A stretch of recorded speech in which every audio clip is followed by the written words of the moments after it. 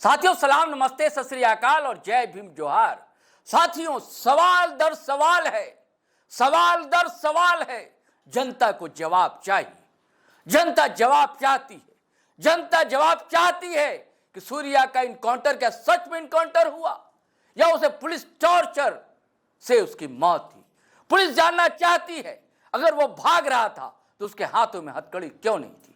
Police जानना चाहती है कि अगर इनकाउंटर होता तो पहले टांगों में गोलियां मारी जाती, गोलियों का तो कोई निशान ही नहीं। अगर आपने पोस्टमार्टम की तस्वीरें देखी होंगी तो जले हुए शरीर है जगह जगह और मार के दाग है, निशान है। ये तस्वीरें वायरल है दोस्तों, और परिवार चीख चीख कर बोल रहा है, वहां की जनता चीख चीख कर बोल रही है।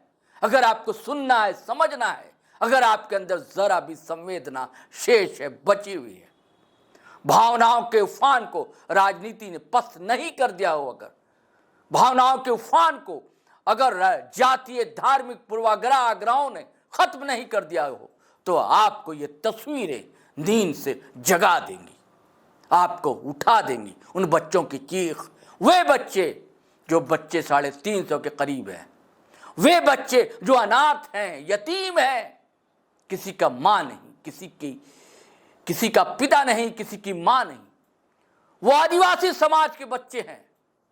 वो एक स्कूल में पढ़ते थे, खाने पीने रहने सहने सारी की व्यवस्था सूर्या हांसदा क्या करते थे। सूर्या हांसदा को आप लाख कह लिए गैंगस्टर था, वो गैंगस्टर नहीं था, राजनेता था। वो दरअसल ये क्रोनी कैपिटलिज्म है, उसके खिलाफ बोला करता था।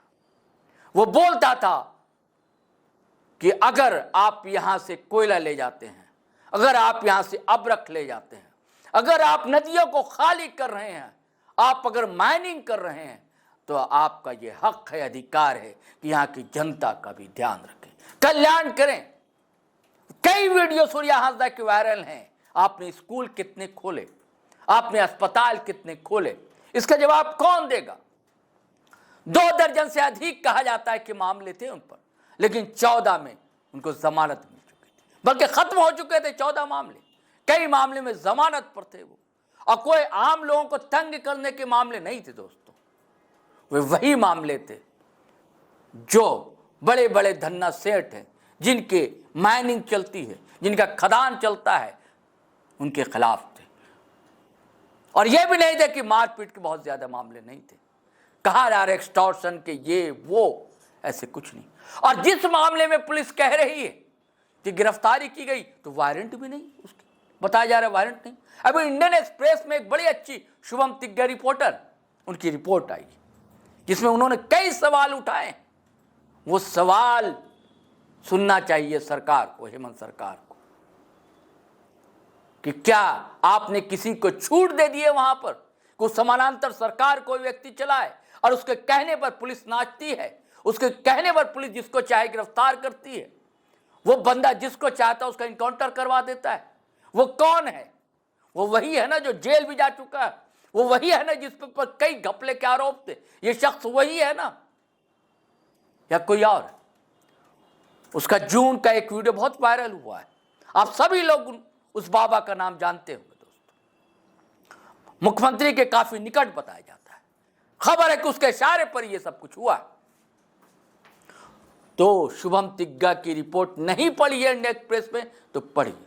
उसने कई सवाल यह कि एक आरोप लगाया जा रहा है कि किसी डीएसपी का हाथ तोड़ दिया था उन्होंने जब गिरफ्तार करने गए थे, और उस डीएसपी का बयान है कि ऐसी कोई बात नहीं है। एक कंपनी पर का आरोप है कि वहां गए थे वो दंगा फसाद करने, उस कंपनी के लोगों का कहना है कि नामजद अभियुक्त थे ही नहीं सूर्या हांसदा। तो फिर किस आधार पर उनकी गिरफ्तारी हुई और किस आधार पर उनका इनकाउंटर भी बताइए ना। सारे सवाल तो सामने है आपके। अब सवाल यह है, इस पर राजनीति तेज हो गई है। कुछ लोग तो राजनीति कर रहे हैं और कुछ लोग की ईमानदारी से जो क्रोनी कैपिटलिज्म के खिलाफ, यहाँ के विस्थापन के खिलाफ, प्लान के खिलाफ, बाहरी लोग जो आकर यहाँ शोषण कर रहे हैं ना, सिलसिला उसके खिलाफ आवाज बुलंद कर रहे हैं, वैसे लोग भी। नेता प्रतिपक्ष बाबूलाल मरांडी हैं, तो अघोषित कह लीजिए नेता प्रतिपक्ष जनता का, वो हैं टाइगर जयराम कुमार महतो, जेल कैंप सुप्रीमो। क्या दोनों आमने सामने हैं दोस्तों? मैं आपको दोनों का वक्तव्य सुनवाऊंगा कि कैसे आमने सामने। अगर टाइगर जयराम महतो मुद्दे पर बात करते हैं, समूचे इलाका झारखंड में जो ये शोषण का चक्र चल रहा है, कुचक्र चल रहा है, उसके खिलाफ बोलते हैं। और बाबूलाल मरांडी सीधे टारगेट करते हैं बस ये जो सूर्या नारायण का मुद्दा है। भाजपा इस मुद्दे को बस आदिवासी बनाम मुस्लिम करने पर आमादा। कई नेता बयान दे चुके हैं कि अगर वो अंसारी होता तो सूर्या की जगह, लेकिन टाइगर जयराम ये बात नहीं करते। टाइगर जयराम बोलते हैं कि विस्थापन कब रुकेगा, ये जो शोषण का कुचक्र है, ये इसका पहिया कब थमेगा। सुनिए पहले टाइगर जयराम महतो ने क्या कहा दोस्तों, फिर हम बाबूलाल का बयान सुनवाएंगे आपको। भारत हमने निर्माण करा लिया है।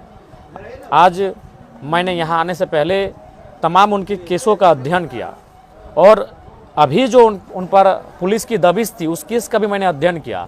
वह केस माइन से संबंधित था। मैं पुनः आपके माध्यम से पूरे राज्यवासियों को स्पष्ट कह दूं, मानते हैं अगर संवैधानिक रूप से कहें, कानूनी रूप से कहें तो चाहे माइंस रहे चाहे खनन रहे, अगर वहाँ किसी प्रकार से अवरोध उत्पन्न होता है तो निसंदेह आप कानून के शिकंजे में दायरे में आते हैं। लेकिन आज जो परिस्थिति इस राज्य की है, इस देश की है, मैं स्पष्ट कहना चाहूँगा, सूर्या हांसदा ऐसी परिस्थितियों में वो अपराधी नहीं, आप उनको बागी कह सकते हैं। क्योंकि आज ब्रिटिश ईस्ट इंडिया कंपनी भले चली गई है, लेकिन जो कंपनियां आज झारखंड में खासकर रन हो रही है उनकी स्थिति क्या है आप देख रहे हैं। अभी आप चले जाइए, बड़का गांव जाइए, धनबाद जाइए, मांडू जाइए, आप बोकारो चले जाइए, आप टाटा के क्षेत्र में चले जाइए, आज भी वही दौर चल रहा है। जबरन जमीन लेना, जबरन खनन का काम करना, जबरन अपना ओबी डंप करना, जबरन औद्योगिक क्षेत्र का विस्तार करना, और रैयतों का कोई मूल्य नहीं, रैयतों की आवाज़ ना सुनी जाती है ना समझी जाती है। तो ऐसी परिस्थिति में सूर्या हांसदा मेरे नज़र में अपराधी नहीं बागी थे, जो कंपनी के गेट के बाहर जाकर खड़ा होकर ये सवाल करते थे कि पहले स्कूल हो, पहले अस्पताल हो, फिर कंपनी का विस्तार हो। तो ये सवाल करना अपराध नहीं, ये सवाल करना गुनाह नहीं। ठीक है, देखिए मैं एक बात स्पष्ट कहना चाहूँगा, सपोज मान के चलिए अगर असामाजिक गतिविधियों में थे, अगर असामाजिक तत्वों के साथ उनका नाता था, तो वो ध्यान रख देने वाली बात है कि वो चुनाव लड़ते थे और उस चुनाव में 25,000, 30,000, 50,000, 60,000 वोट लेके आते थे। तो ऐसे शख्स को आप इनकाउंटर नहीं कर सकते हैं। तो पहला बात, सबसे पहले तो हाथ बंधा होना चाहिए, 46-49 के अनुसार हाथ बंधा होना चाहिए। अगर हाथ बंधता तो सवाल ही नहीं था कि आप ये आरोप भी नहीं लगा पाते कि उन्होंने पिस्टल छीनने का प्रयास किया था। तो हाथ खुले थे तो सवाल तो वहाँ भी होता है कि आपको उस व्यक्ति की चर्चा इनकाउंटर को लेकर चल रही है, जैसा उनकी अर्धांगिनी बता रही है, यानी पुलिस के रिकॉर्ड, ठीक है वो आम जनता के लिए हीरो थे, आम जनता के लिए जैसे बहुत अच्छे थे, लेकिन कंपनियों कहिए जो लोग अवैध रूप से खनन का कार्य कर रहे हैं या फिर जो लोग माफिया प्रवृत्ति के लोग हैं, और वहाँ तो उनका रिपोर्ट एक खलनायक के रूप में था और पुलिस भी उनके रिपोर्ट को मान रही थी। अगर पुलिस आम जनता की रिपोर्ट को मानती तो ये काम करती नहीं। उनको 250 बच्चे और 250 गरीब बच्चे सामने आने चाहिए थे, लेकिन वो तो काम कर रही है उनके रिपोर्ट के आधार पर जो उनको माफिया प्रेजेंट कर रहे हैं, क्योंकि माफिया के पास पैसा है।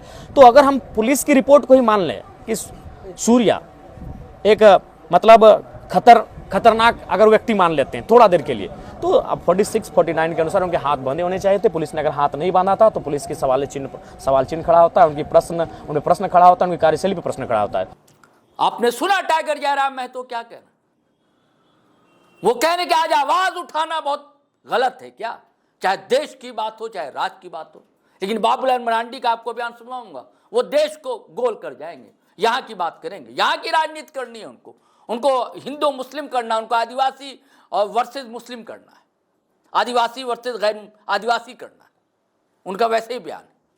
टाइगर जयराम उठा रहे हैं ना सवाल, जेन्युइन सवाल है कि भैया आदिवासी और आदिवासी के साथ ही ऐसा क्यों हो रहा है, और अगर वो थे तो वो अपराधी नहीं थे। सूर्या हांसदा, हाँ आप बागी कह सकते हैं, विद्रोही कह सकते हैं। एक समय सत्ता सिस्टम गुरुजी को भी विद्रोही कह रहा था, एक समय सत्ता सिस्टम गुरुजी के भी जान के पीछे पड़ा हुआ था, जान लेने को उतावला था गुरुजी को। आज वही सिस्टम जब गुरुजी नहीं रहे तो नतमस्तक है। दिल्ली दरबार से भी बड़े बड़े मंत्री पहुंचे उनके गांव में। ये सिस्टम का जो कुचक्र है उसको समझना होगा। अब सुनिए बाबूलाल मरांडी ने क्या कहा। तो हेमंत सोरेन को परेशानी हो जाती तो इसलिए मैंने कहा कि हाई कोर्ट के सिटिंग जज से भी उसको जांच करानी चाहिए। मेरा कहना है कि आज अगर उनकी पत्नी को भरोसा नहीं है पुलिस पर, उनकी माँ को भरोसा नहीं है, और सब अगर कह रहे हैं कि भाई आप सीबीआई से जांच कराना, तो फिर राज्य सरकार को विलंब नहीं करना चाहिए। राज्य सरकार का काम क्या है कि भाई लोगों को विश्वास होना चाहिए सरकार के ऊपर। जिस दिन ये सीबीआई को जांच रेफर कर देंगे, विश्वास होगा कि भाई हाँ वास्तव में सरकारी। सुना आपने बाबूलाल को और पहले टाइगर जयराम, दोनों की बातों को सुनिए आप। क्या फर्क दिखाई देता है? क्या नहीं दिखा आपको? एक में सियासत की बू है तो दूसरी जानिब जन पक्षधरता है, जनता की आवाज है। आपने वो नहीं वीडियो देखा होगा दोस्तों या तस्वीरें कि जिस तरह जयराम गए थे परिवार से मिलने और कैसे उनके परिजन लिपट कर रोने लगे, या बच्चों के बीच उनका मिलना, और एक भाजपा का प्रतिनिधिमंडल भी गया परिजनों से मिलने, उनका मिलना। आप दोनों का वीडियो देखिए, आप खुद समझिए। आप फिर समझिए टाइगर जयराम का बयान जो मीडिया से रूबरू थे और बाबूलाल मरांडी का बयान को समझिए, बिटवीन द लाइन समझिए, डिकोड कीजिए, क्योंकि समझना जरूरी है। अगर आप झारखंडी हैं, अगर आप आदिवासी हैं, अगर आप मूलवासी हैं, तो आपको सिस्टम का जो चक्र चल रहा है दोस्तों, उसे समझना होगा। चलिए साथियों, आज्ञा दीजिए, इजाजत दीजिए, लेकिन आपसे वही गुजारिश है, अगर आपने हमारा चैनल सब्सक्राइब नहीं किया तो अवश्य कर लें और वीडियो धड़ाधड़ फटाफट हमेशा की तरह शेयर कीजिए, लाइक कीजिए, कमेंट कीजिए। इजाजत दीजिए। जय हिंद, जय भारत।